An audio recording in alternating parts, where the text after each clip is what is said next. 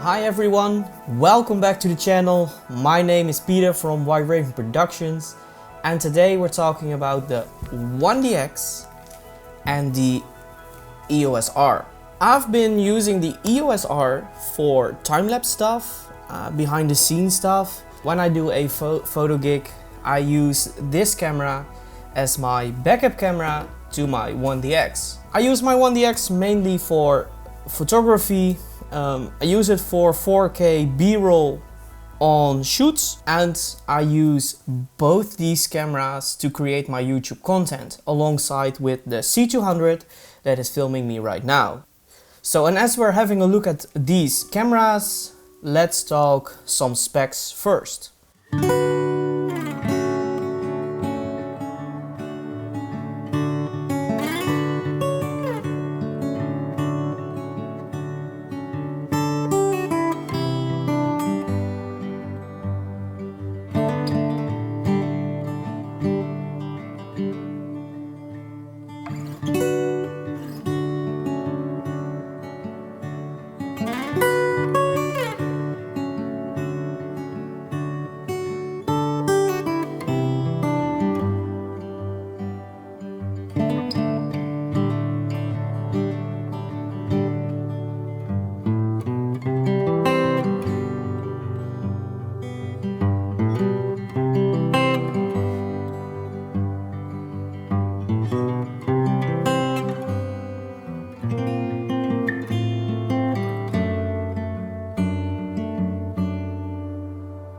So to start off this pretty long comparison, I get often asked which of these two cameras I think is the best.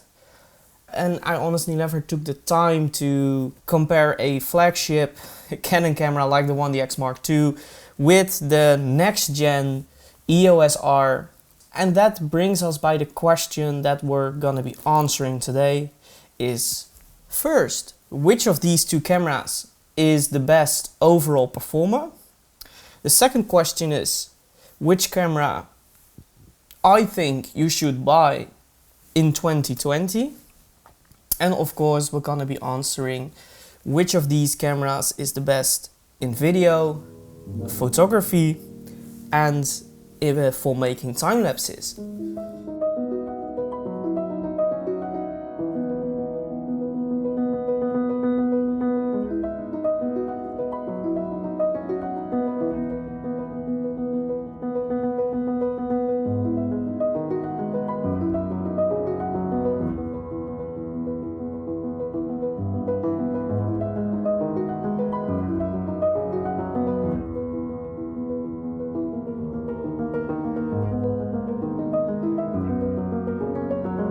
We start off with the video bit of this comparison. We'll shoot all frame rates possible on both cameras. We'll look at quality, color and resolution. And to make clear, I set the cameras to the same picture profile despite the EOS-r being able to use C-Log. This way we can really compare these two cameras when it comes to how the footage looks straight out of the camera. I've always been using my 1DX for commercial work, but I am really curious to see if I should be taking my EOS-r instead.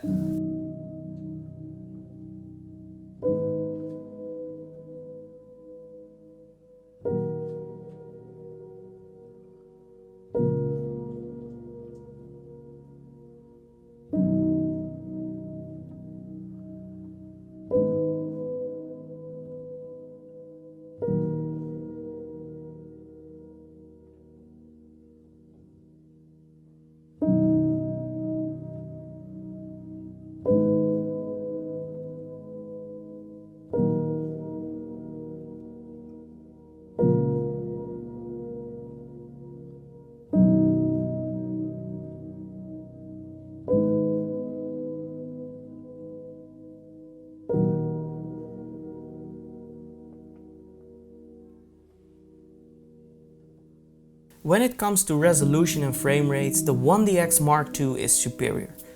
The 4K crop on the EOS-r is disappointing, and the lack of 50 or 60p in 4K is for me still a reason to shoot on the 1DX Mark II. So the Full HD on the EOS-R is looking amazing. And I think that it's gonna be a great option for a lot of people that do not want to process and edit the massive 800 megabit 4K files of the 1DX Mark II. If I look at my own work, I would choose the Full HD of the EOS-R over the 4K of the 1DX in, for example, a documentary setup where I try to make long takes to capture as much footage as possible. And I think that in that case, the EOS-R actually is great with the full frame Full HD.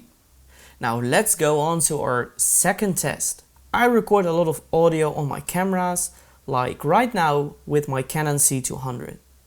Audio is important to a lot of people, so a camera should be able to record decent audio. We combine these audio tests with the autofocus test, so we can hit two birds with one stone. So when the 1DX is recording, we'll be monitoring on the EOS-R. So the commentary is recorded on the Rode VideoMic Pro, so we can directly compare audio. 4K 25p. I have focused on the tree, and now I'm gonna focus all the way back to the end of the garden. And we're gonna do that one more time. Here we go. For the next one, we're going to switch to 4K 50p. Camera's rolling. Point 1, point 2, and again back, of course. And as you can see, it does it very smoothly, very well, so that's great. Alright, next up is Full HD 50p and point 2. And back and forth again. Alright, so that does it very smoothly. So we're gonna do now the Full HD 100 frames, see how the slow motion affects autofocus performance. Point 1 and 2 and back. The 1DX seems to do in all modes autofocus very well. So we're gonna move to the EOS-R. So we're gonna do the same thing for the EOS-R. We're gonna try to rack focus between 2 points on every resolution. So here we go. Let's start off with the 4K in 25p. Hit record and then hit the next point. Here we go. And back and forth and back again. So let's switch it up to 4K 50p. Camera's rolling and point 2. Also, this does a great job as well. Tapping multiple times onto Full HD 25p. I'm hitting it right now. And it's all fine. It does a very great job, of course. Go, no problems here as well. So to see if this camera can track moving subjects, I'm gonna walk backwards while talking with the Rode Wireless Go.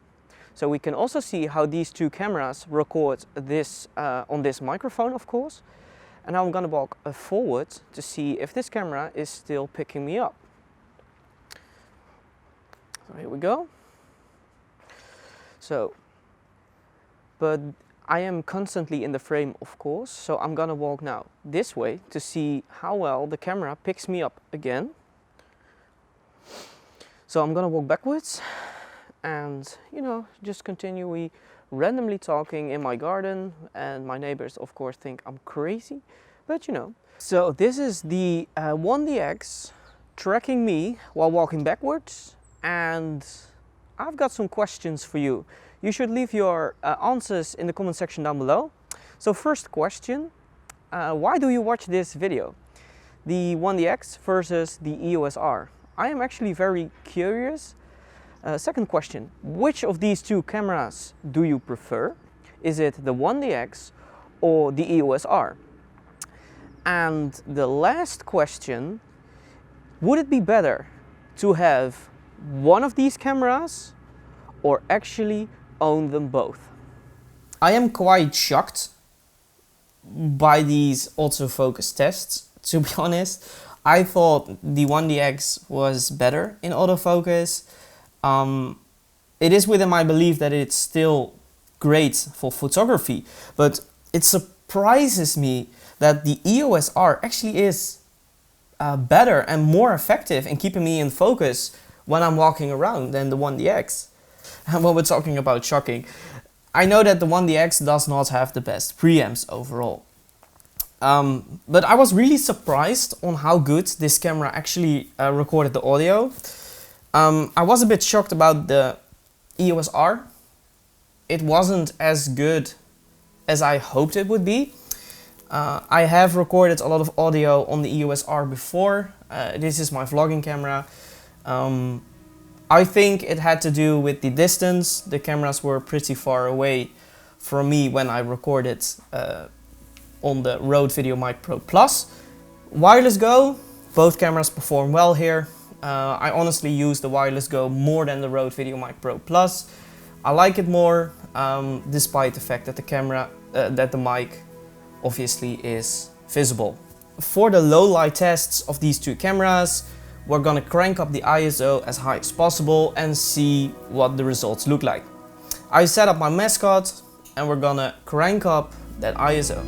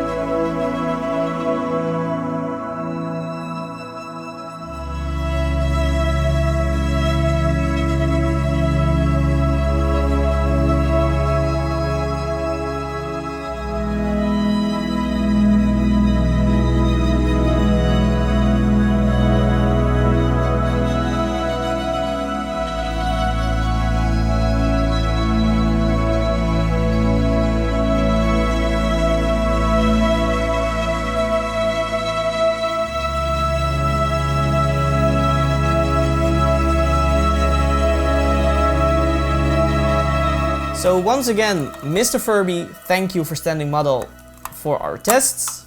Anyways, I personally always hate shooting in high ISO situations. The chance of getting shitty footage are pretty high, and if you do not know how your camera performs in a low light situation, it can be tricky. It was actually pretty reassuring that you could see that both these cameras in 4K actually did a pretty well job.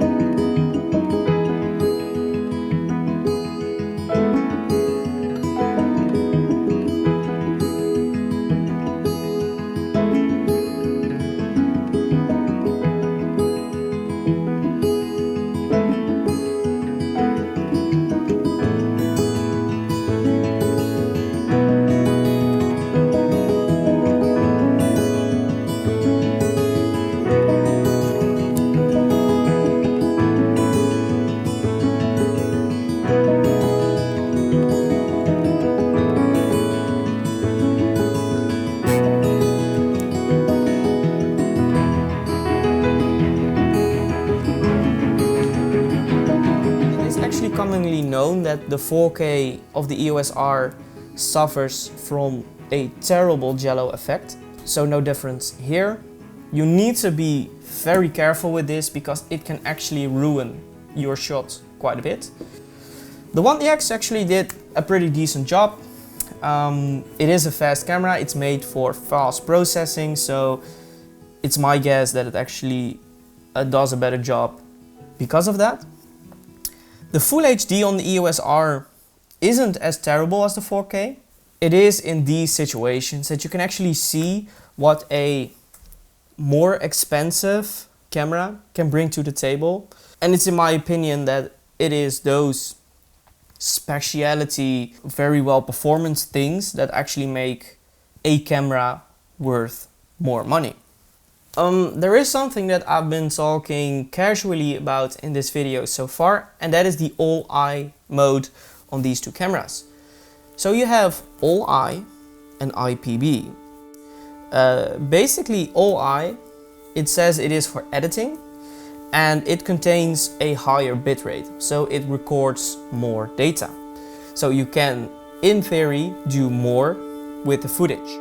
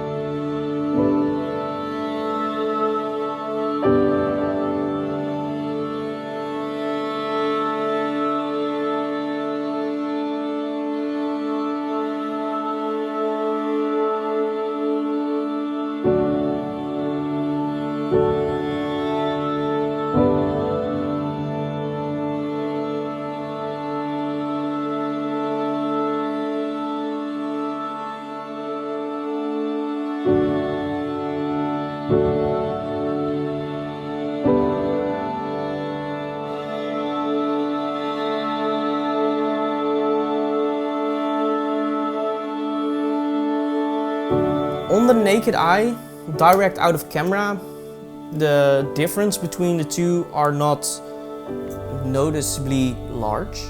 But when you start grading the footage, you really start to see a difference. The IPB mode, especially on the EOS-R, starts to fall apart quite quick, while the all-eye mode, which has a significant data rate of 480 megabits per second, actually holds up pretty well.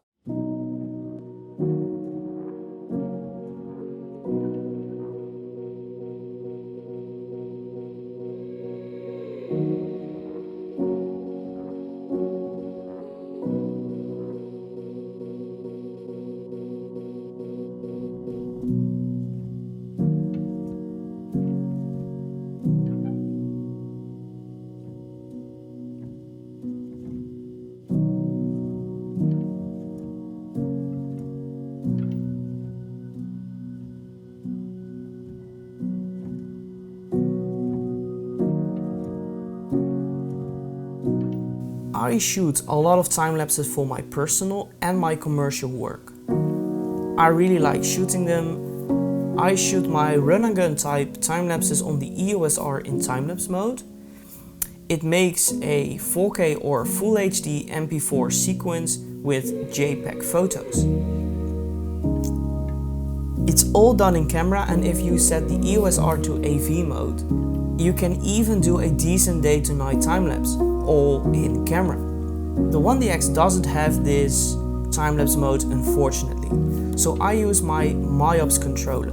After recording the time-lapse, I import the raw files into Photoshop or Lightroom, edit them, export them to a JPEG file, and then in Premiere I make the time-lapse itself. A lot more work and a pain to do sometimes, but the time-lapse mode on the EOS-R has a major problem for me. The bending in these time-lapses is often very visible, and it ruins the overall quality of the time-lapse for me. So if you're willing to put in the time of editing your raw files, I advise to do that. The EOS-R is for me the overall winner when it comes to time-lapses, simply because it has both options to shoot, through a controller in a raw environment and directly in camera.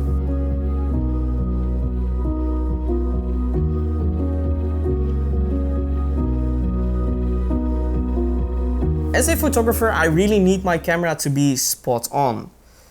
I already said it, I use my 1DX for photography almost exclusively, and I bring my EOS-R as a backup camera.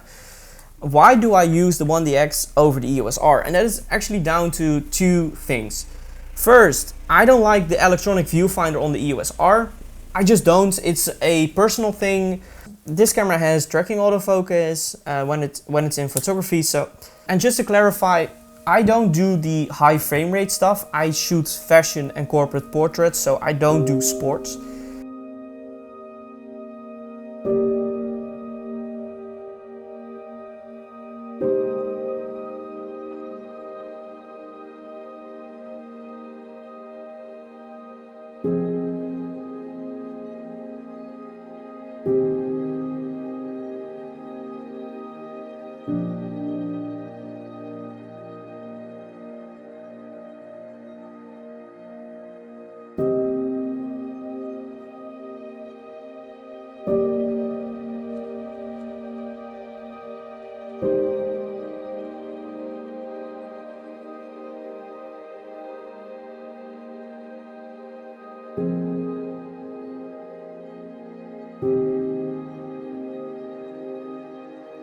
Both cameras take amazingly beautiful pictures, and if I were to do a blind test on these photos, I would honestly not know which is which. The EOS-R suffers a bit more of color aberrations, but that is something that is easily fixed when editing. The thing though, when it comes to the color, I honestly think that I like the EOS-R a bit more. It's nothing that you can't grade, of course, but it's just straight out of camera. The colors of the EOS-R really look wonderful. Maybe even a bit more realistic, even though we're shooting the same profiles here. If you were to buy a camera in 2020 for photography, and you don't do sports or you don't need that high FPS, I simply see no reason why you wouldn't pick the EOS-R over the 1DX in terms of specs and how they perform. I can understand that you would prefer the 1DX because of the body style, but when it really comes down to taking pictures, the EOS-R is a wonderful, great camera.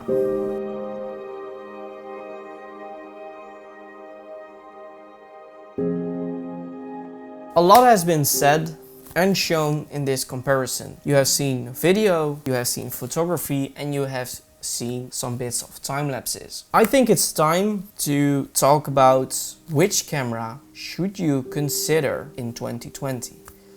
And to do that, we're gonna sum up some pros and cons of both these cameras. So we're gonna start with the 1DX and its pros. 4K video is amazing. It has the high frame rates for photography. It is very well built. It feels like it can take a punch. It has weather sealing, so if your lenses are water sealed,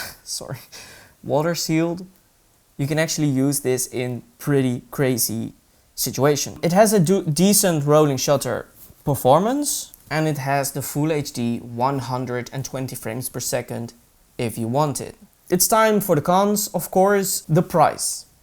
Comparing it to the EOS-R, this camera is expensive. It has 8-bit video only, no C-Log, no time-lapse mode. It's heavy and it's large. It has no 10-bit or 4K output through HDMI. I mean, seriously, why?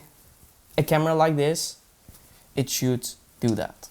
Alright, and then up, EOS-R and its pros. For me, the biggest pro of the EOS-R is its flipping touchscreen. The screen is pretty accurate for checking your footage. C-Log, you have it. It is an option if you want it. It is a lightweight camera. That's perfect. It has a time-lapse mode. It has the eyeball focus for shooting portraits. It has a 10-bit output for 4K. And then its cons. To be honest, I think battery life is one of its cons. I'm sorry, but the 1.8 crop in 4K, I mean seriously, no 4K slow motion. I'm actually quite sure that they could do slow motion in this camera, but they just didn't because they have other cameras that can do it, and that annoys me for quite a bit. Because if you have the 4K slow motion, this camera would be so much more useful for a lot of people. A lot of people that actually can afford this camera and not afford this type of cameras. It's 8-bit video internally.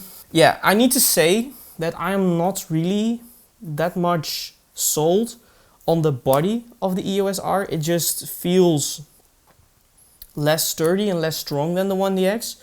So for the last bit of this video, it's conclusion and consideration time. Which camera is the overall best performer? Which camera should you consider in 2020? Which camera is the best for video? Which camera is the best for photography? And which is the best for time-lapse, in my opinion? The overall best performer to me is the 1DX. It has more functions, it comes at a price, but it has more options. So overall, 1DX. Which camera should you consider buying in 2020? So if I were considering buying one of these cameras, it would most definitely be the EOS-R. It has its limitations, but I think that most people that buy this camera can work around them. So which camera should you consider 2020? EOS-R for sure. Best time-lapse camera, EOS-R, for having both internal and the controller option. Best photography camera, 1DX. And of course video, 1DX. It just has more options. It has the 4K 50p. So yeah, that makes it for me a more interesting option when it comes to video. The 1DX, it is a specialty camera. It has some options and some features that only a camera like the 1DX offers to you. It has a very advanced focusing for photography. I mean, this camera is a sports photography camera, and those premium functions come with a price. If you need the Full HD 120 frames, if you need the high frame rates of shooting, if you need the advanced autofocus, yes, this camera can do that. And I think that that is why this camera is still a camera that a lot of people consider to buy. It's just a workhorse and it does a very well job. But with the new kit EOS-R on the block, yeah, Canon really had to step up their game. They made the 1DX Mark III.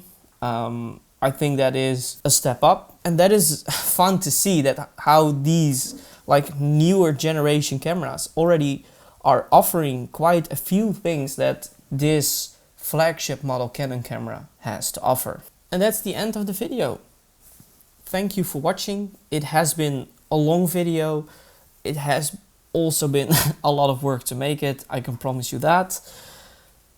Please like the video, leave a comment down below, consider subscribing, hitting the notification button, bell thingy, so you don't miss my uploads, of course. And yeah, I hope to see you in next week video. Later.